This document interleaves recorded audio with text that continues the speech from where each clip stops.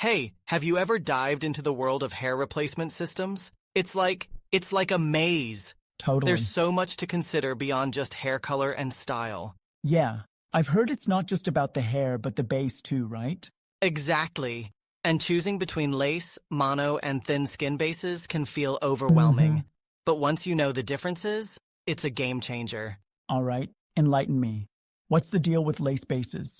So, lace bases are super light and breathable, almost like a second skin. Right, They're made from this soft, interwoven lace material that offers a natural look.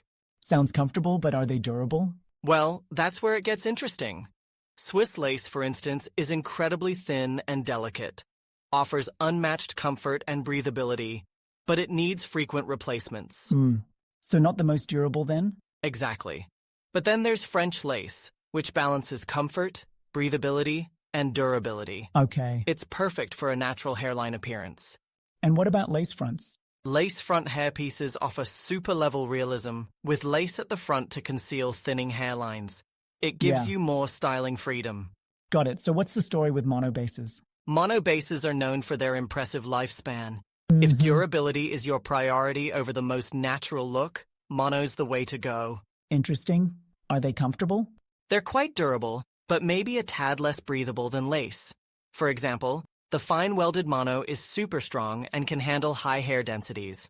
Nice. But doesn't that compromise on comfort? Well, yes and no. They might not be as airy as lace, but they last longer. So it's Right. about what's more important to you. Makes sense. Now, thin skin bases, what's their deal? Thin skin bases are pretty cool. They're soft, light, and easy to attach and clean. Yeah. When worn, they almost look like your own scalp. Wow, that sounds like the best of both worlds. Haha. In some ways, yes. But they have varying lifespans. For example, the ultra-thin skin hair system is the thinnest and lightest, offering unparalleled realism, but lasts only 1 to 2 months. Oh, that's short.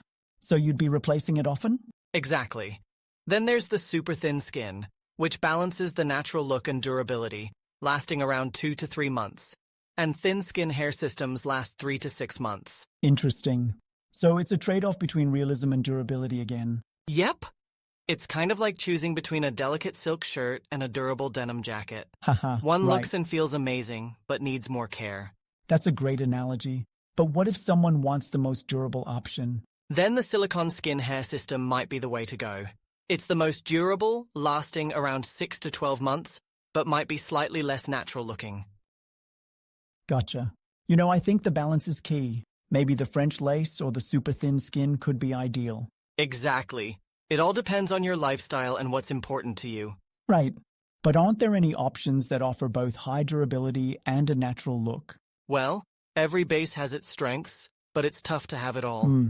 For some, a hybrid approach might work, like a mono base with a lace front. Oh, combining the best of both worlds? Yeah!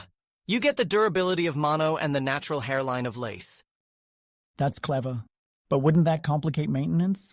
Not necessarily, but it's something to consider. Right. At the end of the day, consulting with a specialist can help tailor the choice to your needs. True.